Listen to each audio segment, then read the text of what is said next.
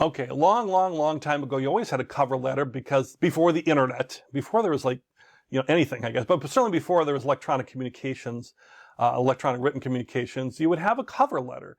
And you want to have it here in your communications too because it's a great tool that you can use as part of your application process.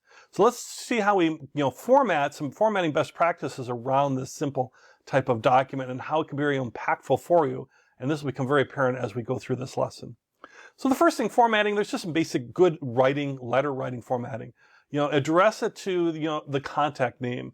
If you can, if you're applying somewhere where it's actually got a person's name, address it to their name. Dear, or Mr. or Ms. Whatever their name is. If you're not sure, you could, put something like to the HR department, but I don't really like that either. If anything, you can always leave that part blank, that opening, dear whomever thing. I like that even better. I'd rather almost really blank than say to whom it may concern, but that's not the end of the world either. But if you have a contact name, definitely address it to that contact name. And then the next sentence, the very first thing you're going to say, the very first thing is so they understand, what you're doing, right? I am applying for the whatever position, and then throw a little bit more in there. Like I feel my unique knowledge, skills, and abilities would make a great fit with ABC company, right? So that's your first sentence, right? So they can get right from the first sentence of like, okay, this is an applicant for this job. Because a lot of people, especially human resource screeners, they're trying to fill lots of different jobs. And so you might look at your cover real quick and say, oh, this goes over here for this job. Now they should be doing that all online and all that too, but I'm telling you, it's good writing and it really sets the stage. I'm applying for this.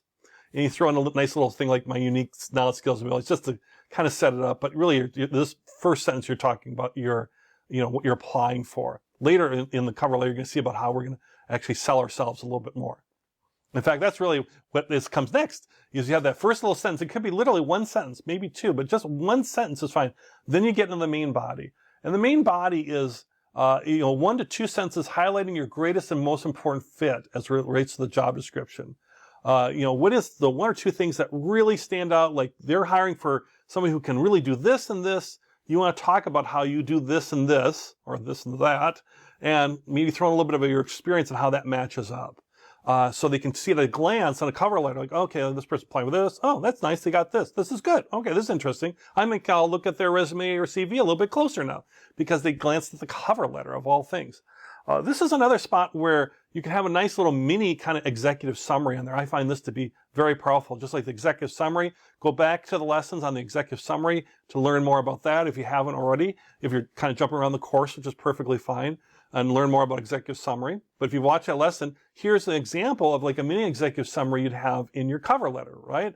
You'd have your dear whomever, if you have that part, you'd have a 1-sentence thing about the job you're applying for, and then you could go, say, here's some examples, or here's an executive summary that highlights how my knowledge, skills, and abilities, or my experience, or my professional experience matches up to your job description and why I think I'd be a great fit.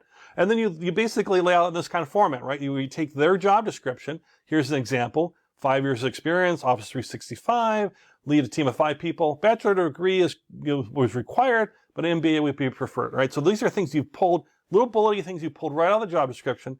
And then right in the cover letter, you're listing my experience. 10 years experience, over 8 years of Office 365. If the job always is Excel is the most important part of Office 365, throw that in there about your deep knowledge of Excel. You've led a team that matches up the numbers they're looking for, and then you have an MBA from this institution, and you've got a great GPA, you can throw that in there too as well, right? So somebody's scanning this. Remember, they're always scanning everything. They don't spend a lot of time, whether it's on a resume or a cover letter. This makes it easy to see, okay, we're looking for this. They got that. Okay, so far this candidate sounds good, maybe even sounds great. So that's the main body. And then the end, it's a very short document, the cover letter, 1 page max, and even less is better. In closing, you want to say thank you and have some type of call to action. That something's going to happen next, that you want to happen next.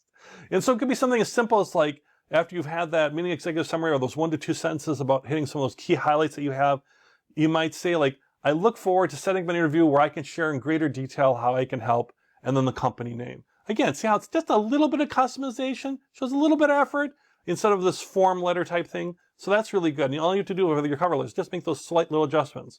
Or it could be, I will call you on Wednesday to set up a time when I can share more detail in person. That would be like if you actually have a contact person specifically that you can actually reach out to. And then if you say you're going to call on Wednesday, you better call on Wednesday to set up the time, because I've had where people have written that and I'm like, great, give me a call Wednesday. I'll even respond to it and say, great, give me a call Wednesday. And then they don't call me on Wednesday. They call me on Tuesday or they call me on Thursday. And after they call me, the first thing out of my mouth to them was like, well, I thought you were calling Wednesday. And they said, oh, yeah, I was going to call you Wednesday. And then I might give them a little hard time. Like, well, today's Thursday. You're already late. And if they're a great candidate, I would say like, let's still set up a time and just give me a hard time. But if they're not really a great candidate, I would already turn them down. And they wouldn't, I wouldn't want to embarrass them or anything, so I'm not like that. But just if you say you're going to do something, very important to do it, of course. Another great closing one is, I'd like to share even more in person and answer your questions. Is either Tuesday at 9 a.m. or Thursday at 1:30 p.m. good for you, right? So in the sales world, if you're a salesperson, you'd recognize this as like, that's an alternate choice close. Oh, look at that. He worked an alternate choice close in there. So for us non-salespeople, I have some sales background, a good sales background, in addition to leadership and executive background, management background. But for everybody who's watching, 99% are not salespeople. So what we mean by alternate choice close, or why this is effective, is I'm giving them an either or choice. Do you want to meet at 9 or you want to meet at 1:30? I'm not giving a choice of like, should we meet or should we not meet at all? That's not a good choice, because they could choose, let's not meet at all. I'm not interested in you. We don't want to give them that choice. We want to give a choice of what time is better. Now, they could respond a couple ways. One, they could have no response. They'll just ignore it, right? They're like, whatever. Or they'll put you in the, I'm not going forward candidate. Or they could respond saying, hey, we reviewed everything, but we're just not going to go forward with you. Thank you for applying. You could get that. Or they could say, ideally, they'd say, 9 o'clock a.m. on Tuesday would be terrific. Please call me at this number. Wow, winner, yay. Or they could say, you know what, neither 9 a.m. or 1:30 works good for me on Tuesday or Thursday, but I'm available Friday at 10 a.m. Would that work for you? Well, of course it'd work for you. You can move heaven and earth to say yes to that, to get, that first, maybe it's a phone interview or to come in person, is even better, to start that interview process. But you can see how I gave them that alternate choice thing. So with that, these are just ways of ending the letter. As far as the closing of this cover letter. So think about it, very simple formatting, customize it a little bit. It's one more thing that people can look at to help move you along, and you're able to tell your story and highlight some things really easily. And I've seen cases too where I've been interviewed myself, and people are actually looking at the cover letter, especially if I have when I have that mini executive summary in there, it makes it easy for them, right? They look at these skills, these guys, you tell me about your Microsoft Office experience. You say you've got deep knowledge of Excel. Can you do a pivot table? And they're looking at my cover letter, not even my resume or my job application. And great, because remember, I've kind of oriented my cover letter to highlight my skills and how they match. So do cover letters. They can be, if anything, they can only help you, and they can't hurt you, but they can certainly be a great help. And why not use everything you can in your toolbox, and every tool you can to help you succeed in your job search.